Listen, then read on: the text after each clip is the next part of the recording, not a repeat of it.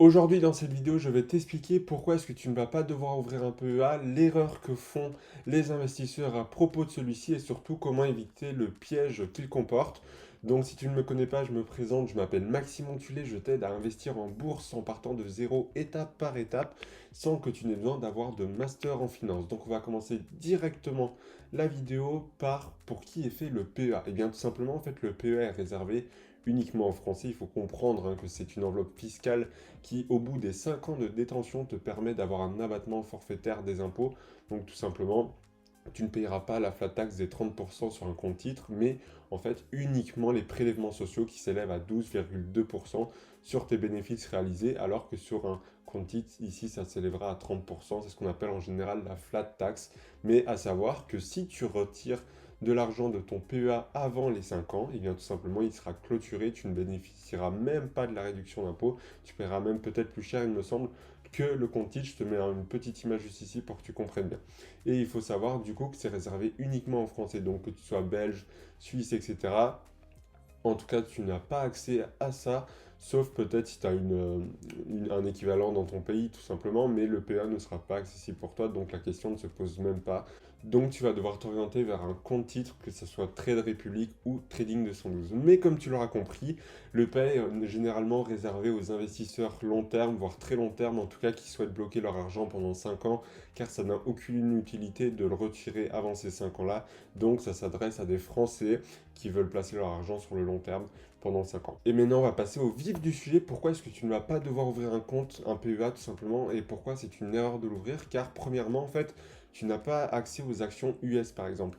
Il faut savoir que voilà, les US, donc les États-Unis, sont le pays qui ramasse le plus d'actions et où les actions sont le plus intéressantes à détenir, notamment si tu as une stratégie de dividende, car il faut savoir en fait que dans le PEA, c'est une enveloppe fiscale réservée en Europe. Alors tu vas me dire oui, mais les ETF, on peut investir sur le SP500, etc. C'est le cas, mais notamment par du synthétique et du swap. Enfin, tout simplement, je ne rentrerai pas dans le technique, mais dans les actions pures et dures, tu n'auras accès que aux actions européennes. Donc ça te limite énormément dans ton choix. Et notamment, si tu as une stratégie de dividende, et bien tout simplement, ça risque de te poser fortement problème, car tout simplement, tu n'auras pas accès aux meilleures actions, à la crème de la crème, comme on dit, car aux États-Unis, tu le sais aussi bien que moi, les actions et notamment le dividende sont extrêmement avantageux.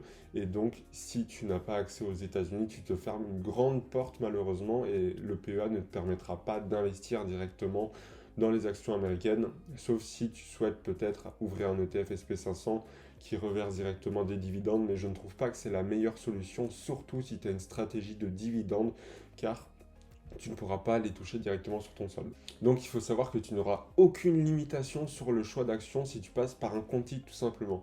Ensuite, l'autre gros problème du PEA, c'est les prélèvements sociaux. Comme je te l'ai dit précédemment, l'impôt est très avantageux sur le PEA, 12,2%, mais il faut savoir que ça n'a jamais été stable, car au cours des années, il a cessé d'évoluer, et le problème, c'est qu'il évolue grandement, et donc on peut espérer des évolutions dans les années à venir, et donc payer encore plus de prélèvements sociaux, et peut-être se rapprocher au fur et à mesure de la flat tax. Alors oui, peut-être que la flat tax peut augmenter elle-même, mais elle augmentera beaucoup moins vite que le fait actuellement les prélèvements sociaux. Attention, rien n'est dit que ça va augmenter dans les années à venir, mais vu la courbe actuelle, il y a de fortes chances que ça continue, et malheureusement, ce qui pourrait enlever le bénéfice du PEA, donc son avantage fiscal. Et en plus, on sait très bien en cas de crise comme ça l'a été actuellement, les premières choses où le gouvernement va chercher de l'argent, c'est dans les niches fiscales, et donc le PEA ne va pas déroger à la règle, ou peut-être ça sera dans les prochaines années, prochains mois, on ne sait pas, mais malheureusement, c'est des choses qui peuvent arriver et il ne faut pas l'oublier. Un autre problème que comporte le PEA, c'est la limite de versement. Si aujourd'hui tu veux te créer une retraite, que tu veux vivre de tes dividendes, chose que je ne te conseille pas par le PEA, comme je t'ai dit par avant, si tu veux voilà, créer une retraite, un patrimoine, etc., tu seras limité à 150 000 euros de versement. Donc évidemment, tu peux faire autant de plus-value que tu veux, mais tu ne pourras verser que 150 000 euros dans ce PEA. C'est déjà une très belle somme, effectivement, mais le problème, c'est qu'en général, quand tu veux créer une retraite, des économies, etc., tu peux investir plus et tu seras quand même obligé par la suite de passer sur un CTO, sauf si tu investis dans un PEA PME, mais en grande majorité des cas, on passera sur un CTO, donc un compte titre, ce qui peut te poser problème car tu as une limite de fonds malheureusement, donc si tu as injecté beaucoup d'argent, tu seras vite limité et surtout, tu ne bénéficieras pas plus à moins que tu ouvres bien sûr un PEA pour un seul ménage, donc 2 personnes, où tu seras augmenté à 300 000 euros, mais ça sera un PEA commun du coup. Ensuite, il y a également qui dit PEA dit courtier et courtier français du coup, car le PEA n'est qu'en France, donc n'est proposé que par des courtiers français, donc tu auras très peu le choix. Moi, mes préférés vont être Boursorama, Bourse Direct, tu as Fortunéo, des choses comme ça qu'ils proposent également, mais ça reste très peu de concurrence et donc des interfaces très très françaises, on va dire, dans le sens où surtout chez Bourse Direct, beaucoup se plaignent à propos de ça, que l'interface est très vieillotte, malheureusement, on dirait des interfaces des années 2000, malheureusement c'est un peu le cas, alors que si tu vas chez un CTO, tout est très naturel, comme il y a beaucoup de concurrence, ils essayent de faire la chose la plus adaptée aux débutants évidemment. Je pense, comme je te l'ai dit déjà, à Trading 212, Trade Republic, qui font des interfaces très lisibles et très faciles à comprendre, alors que si tu vas sur Bourse Direct et que tu n'y connais rien, malheureusement, c'est un peu, et même beaucoup du chinois pour certains, et notamment les débutants. Boursorama, c'est un peu mieux déjà, mais tu n'auras pas beaucoup de choix dans tes courtiers, et malheureusement, c'est des courtiers français, et comme on le sait, les Français en général sont un peu en retard au niveau de l'adaptation, et surtout technologiquement, sont moins poussés que les Américains, surtout chez les courtiers, pour apprendre aux débutants. Et enfin, selon moi, le plus gros problème du PEA, en tout cas l'un des plus gros, c'est que tu ne peux pas investir sur les ETF Factor, ou en tout cas très peu. Qu'est-ce qu'un ETF Factor? C'est par exemple un ETF qui réplique quelque chose de très spécifique, par exemple du momentum, donc c'est-à-dire les entreprises qui vont mieux performer dans un temps X, etc. Voilà, tu as beaucoup de choix d'ETF qui peuvent te permettre de faire énormément de choses et des choses qui surperforment parfois le SP500.